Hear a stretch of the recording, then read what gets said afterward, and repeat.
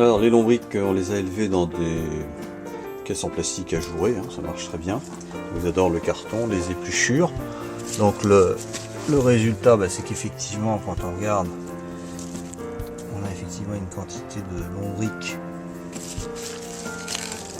qui est relativement qui est très importante. Voilà, donc là, ils sont un peu partout.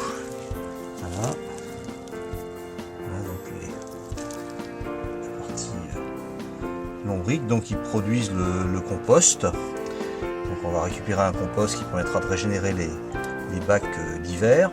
Et on a en dessous le jus, donc qui est le thé de lombric qu'on va récolter et qu'on va diluer à 10% pour les plantes au fil des plantations et des croissances des plantes. Donc les lombrics, là, ils se multiplient bien, il y en a un peu partout là.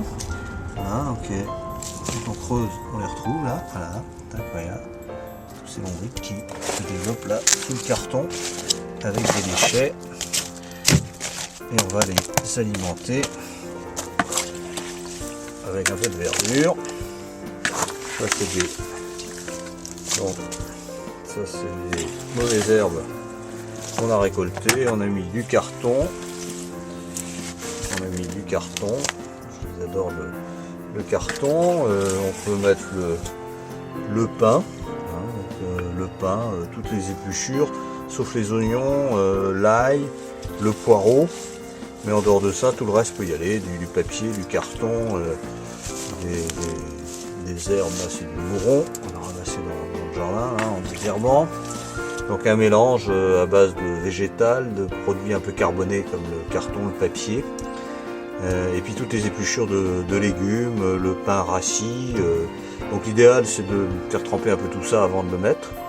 Donc on l'ajoute et puis on rajoute ensuite une plaque de carton au-dessus et on empile les bacs. Donc au milieu du bac de culture, on a installé un lombricomposteur à tiroir en isolant une partie pour pouvoir le loger. Donc on a isolé une partie d'espace dans l'espace de culture et donc on a constitué un lombricomposteur qui est facile de manipulation puisqu'on est avec un système à tiroir qui se tire facilement et on vient mettre effectivement les déchets végétaux pour nourrir les vers, quoi. Donc il y a 2 compartiments plus un compartiment du bas pour récupérer le fameux thé de lombric, hein, le thé de verre que l'on va diluer ensuite à 10% dans un arrosoir pour venir effectivement nourrir les plantes qui ont des croissances très, très accélérées grâce à la serre et grâce au thé de lombric. La quantité de jus qui se génère dans le bac du bas en fonction de l'activité des lombrics, c'est-à-dire du nombre de lombrics qui sont dans les 2 bacs au-dessus, qui sont en communication.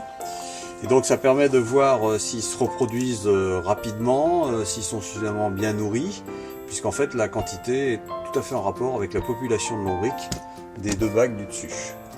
Voilà. Bon, les laitues du carré du fond à droite sont maintenant très bonnes à récolter, hein. Il va falloir les enlever pour passer à autre chose, quoi.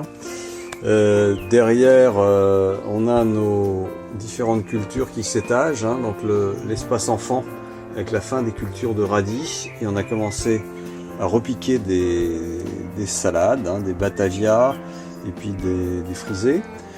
Plus au fond, on a toujours notre carré de mesclun et de cresson à noix là qu'on voit là au premier plan, suivi des pommes de terre, donc qui ont fait une grosse croissance, hein, ces derniers jours, quoi.